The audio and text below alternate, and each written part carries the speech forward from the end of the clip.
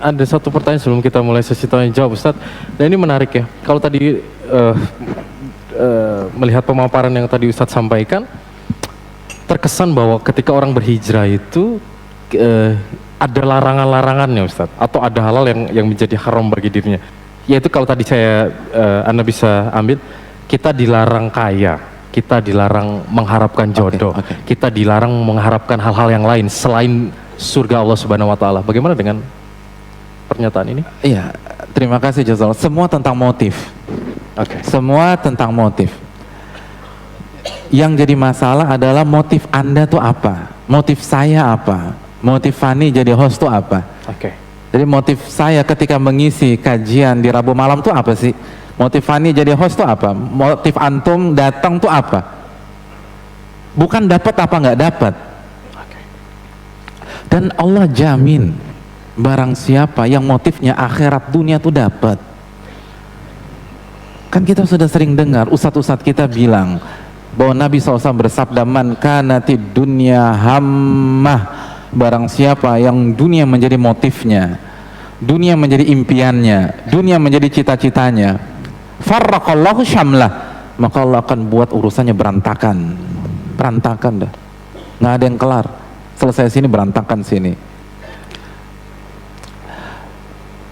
Wa ja'ala al-faqra baina 'ainaihi, dan Allah akan buat dia dihantui kemiskinan. Kemiskinan itu ada di hadapan mukanya, paranoid, parno dengan kemiskinan. Pokoknya takut miskin. Terus apa yang didapatkan dari dunia? Walam ta'ti dunya illa ma quddirallah. Dan dia tidak akan mendapatkan dunia kecuali apa yang Allah takdirkan kepada dia. Jadi kalau Allah takdirkan tahun ini kita dapat 70 juta, sehebat apapun ambisi kita dalam dunia 70 juta, nggak mungkin 71 juta itu nggak mungkin. Jadi nggak ada gunanya. Dan itu kita kena tuh. Hud 15, neraka di akhirat kelak. Dan sebaliknya Nabi menyatakan, wa man kanatil akhirah hammah, barang siapa yang motifnya, cita-citanya adalah akhirat, jama'allahu syamlah, maka Allah akan buat urusannya selesai, clear, dimudahkan, dirampungkan, dapat semuanya tuh. Lalu apa kelanjutannya? Dan Allah akan masukkan kekayaan di dalam hatinya. Tenang hidup, nggak takut miskin, nggak parno, berani, nggak khawatir. Wata'ti dunia wahya ragimah, dan dunia akan mendatangi dia dalam kondisi hina. Dunia yang datang ke antum, bukan antum yang ngemis kepada dia. Tinggal antum mau terhormat atau diinjek-injek sama tuh dunia. Kalau kita mau diinjek-injek dunia, ya udah terus ngarep terus, ngejar. Antum di PHP-in dunia terus. Tapi kalau antum punya izzah, antum orientasi akhirat, tuh dunia datang, demi Allah datang. Dan sudah terbukti. Dunia datang kepada Nabi SAW, dunia datang kepada Abu Bakar, dunia datang kepada Umar, dunia datang kepada Uthman.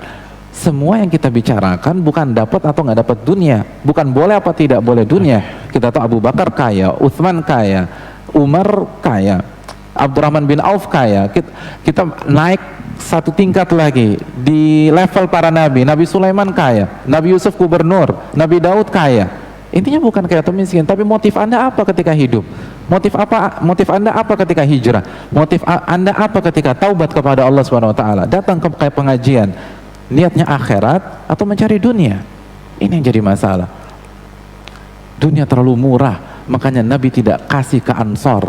Ansor sudah dipersiapkan haud oleh Nabi SAW. Tinggal itu dikembalikan kepada kita, maukah kita haud atau kita cari dunia. Oleh karena itu hadirin yang dirahmati oleh Allah SWT, ini yang perlu kita camkan.